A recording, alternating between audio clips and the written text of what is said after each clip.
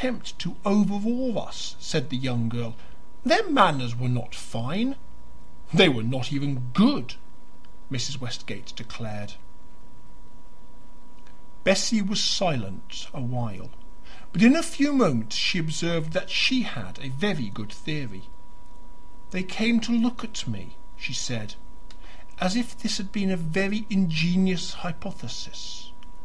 Mrs. Westgate did it justice. She greeted it with a smile and pronounced it most brilliant, while in reality she felt that the young girl's scepticism, or her charity, or as she had sometimes called it appropriately, her idealism, was proof against irony.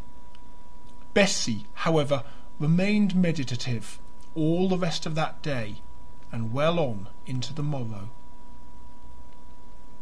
On the morrow, before lunch, Mrs. Westgate had occasion to go out for an hour and left her sister writing a letter. When she came back, she met Lord Lambeth at the door of the hotel, coming away.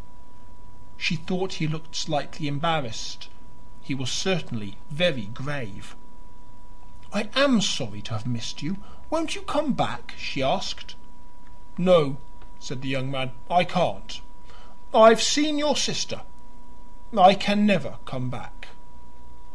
Then he looked at her a moment and took her hand.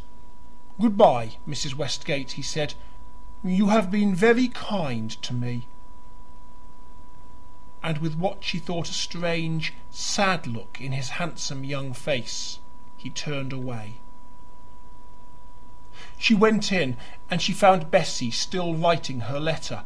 That is, Mrs. Westgate perceived she was sitting at the table with the pen in her hand and not writing. "Lord Lambeth has been here," said the elder lady at last. Then Bessie got up and showed her a pale, serious face. She bent this face upon her sister for some time, confessing silently and a little pleading. "I told him," she said at last, "that we could not go to Branches." Mrs. Westgate displayed just a spark of irritation. "He might have waited," she said, with a smile, "till one had seen the castle." Later, an hour afterward, she said, "Dear Bessie, I wish you might have accepted him." "I couldn't," said Bessie gently. "He is an excellent fellow," said Mrs. Westgate. "I couldn't," Bessie repeated. "If it is only," her sister added, "because those women will think that they succeeded, that they paralyzed us." Bessie Alden turned away, but presently she added, "They were interesting.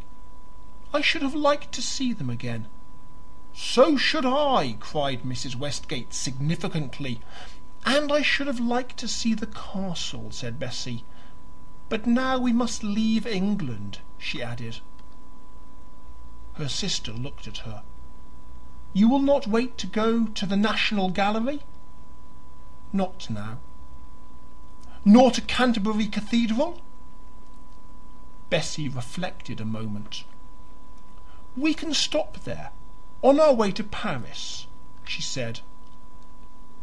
Lord Lambeth did not tell Percy Beaumont that the contingency he was not prepared at all to like had occurred, but Percy Beaumont, on hearing that the two ladies had left London, wondered with some intensity what had happened, wondered, that is, until the Duchess of Bayswater came a little to his assistance.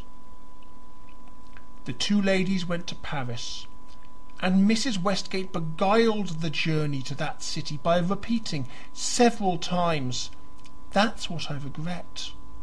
They will think they petrified us." But Bessie Alden seemed to regret nothing. This is the end of An International Episode by Henry James.